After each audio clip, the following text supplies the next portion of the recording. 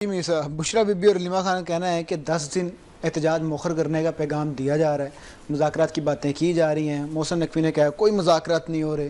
خواجہ آصف کا بھی بیان آپ کے سامنے ہے۔ ان کی خاص طور پہ بشرا بی بی نے یہ کہتے کہ عمران خان باہر آئیں اور اپنی زبان مبارک سے خود فرمائیں کہ یہ گفتگو ہم کرنا چاہتے ہیں اور کیا جائے۔ اب عمران خان اگر باہر آ جائیں تو مذاکرات کس چیز کے؟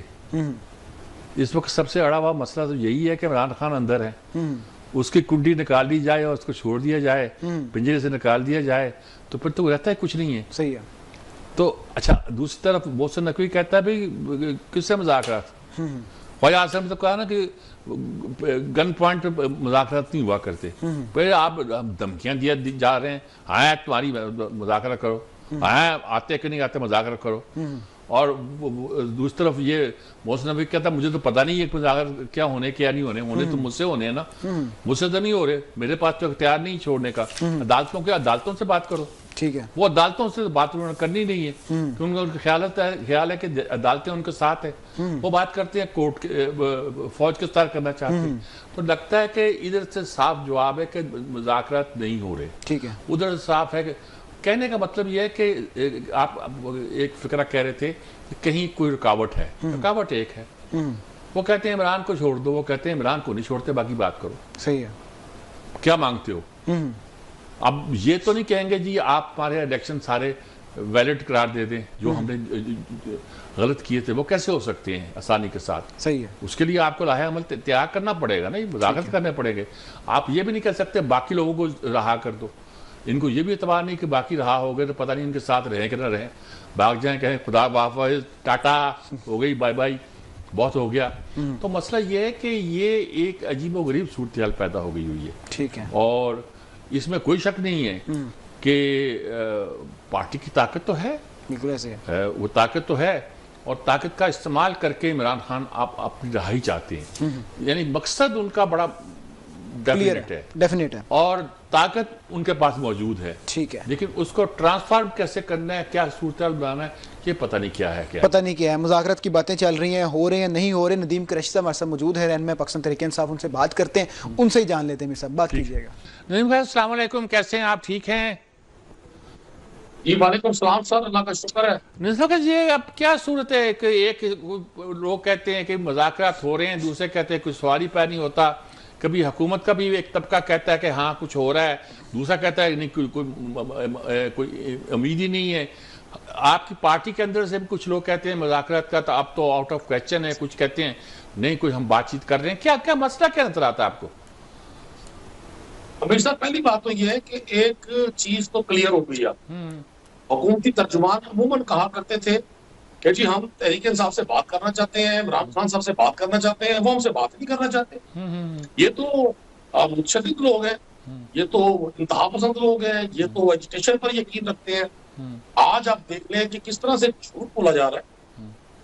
سب سے اہم بات یہ ہے کہ عام آدمی کے احتجاج کے حق کو، عام آدمی کے بولنے کے حق کو، عام آدمی کے اپنی مشکلات کے اظہار کے حق کو، عام آدمی اگر اپنی عدالتی نظام سے، اپنے قانون اور انصاف سے مطمئن نہیں ہے، متنفر ہے، اور وہ اس پر اپنی اظہار رائے کرنا چاہتا ہے، اس پر پابندی لگا کر وہ تمام چیزیں جو قانون، آئین اور قانون قدرت کسی انسان کو دیتا ہے اس کو روک کر قرآن یہ ثابت کر رہے ہیں کہ نہ تو وہ حقیقی معنوں میں جمہوری لوگ ہیں، نہ وہ آزادی اظہار رائے پر یقین رکھتے ہیں، نہ وہ یہ چاہتے ہیں کہ ان کی کاسلیسی اور ان کی مدح سرائی کے علاوہ کوئی اور بات ہو سکے۔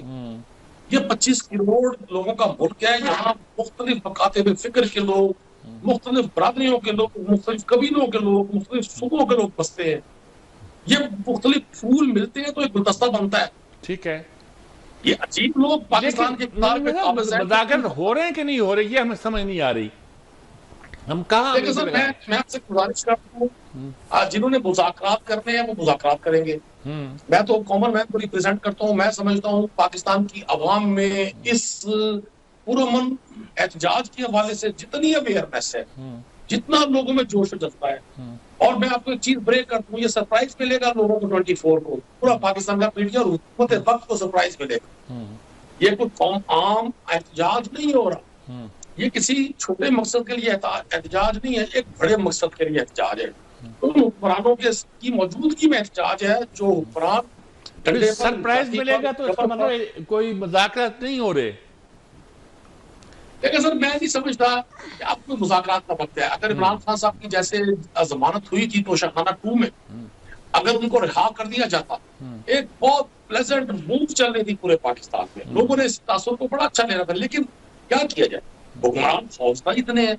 ایک ضمیر کے قیدی سے جو جیل میں بند ہے، جو پابند سلاسل ہے 1.5 سال سے، اور ان کے رفقا وہ شاہ محمود قریشی ہوں، محمود رشید ہوں، یاسمین راشد صاحب ہوں، عمر سرفراز چیمہ ہوں، یا دیگر ہمارے پولیٹیکل ورکرز ہوں، ان کی آزادی سے یہ حکمران اتنے خوفزدہ ہیں. نہ ان کی پھر گڈ گورننس کام آتی ہے، نہ ان کے معاشی اشارے کام آتے ہیں، لوگوں کا نام نہیں لیتے تھے. اب قریشی صاحب بول رہے ہیں تو کچھ نام لینا شروع کر دیا، ورنہ ان کا نام بچاروں کا نہیں لیتے تھے. نہ شاہ محمود قریشی صاحب کا، نہ یاسمین راشد کا، نہ محمود الرشید کا، نہ چودھری کا. یعنی ان کے نام ہی غائب ہو گئے تھے کہ یہ بھی کوئی لیڈر تھے. بلکہ نئے لیڈر آنے شروع ہو گئے تھے جن کا نام پہلے ہم نے تحریک انصاف کے قائدین کے طور پر نہیں سنا تھا. یہ کیا صورتحال تھی؟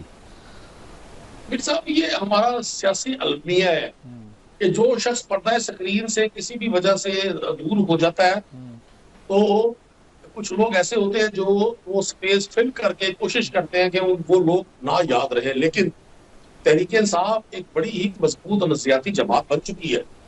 اس کا جو نظریاتی ورکر ہے اور اس کا جو فالوور ہے وہ کسی صورت بھی ان اکابرین کی، ان لیڈرز کی قربانیوں سے نہ انکار کر سکتا ہے، نہ کوئی اس سے پہلو تہی کر سکتا ہے.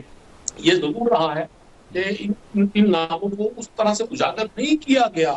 اور میں تو سمجھتا ہوں یہ لوگ پاکستان کی تاریخ میں شاہ محمود صاحب سے لے کر ڈاکٹر یاسمین راشد صاحب اب تک یہ سنہری حروف میں یہ لوگ ان کے نام لکھے جائیں گے کہ جنہوں نے ایک آئیڈیالوجی کے لیے، ایک نظریے کے لیے، ان کو بڑے ایز ماحول میں. اب اعجاز چودھری صاحب سینیٹر ہیں، ان کے پروڈکشن آرڈر جاری ہونا لا، قانون اور سینٹ کے رولز اینڈ پروسیجر کے مطابق بالکل ان کا حق بنتا ہے.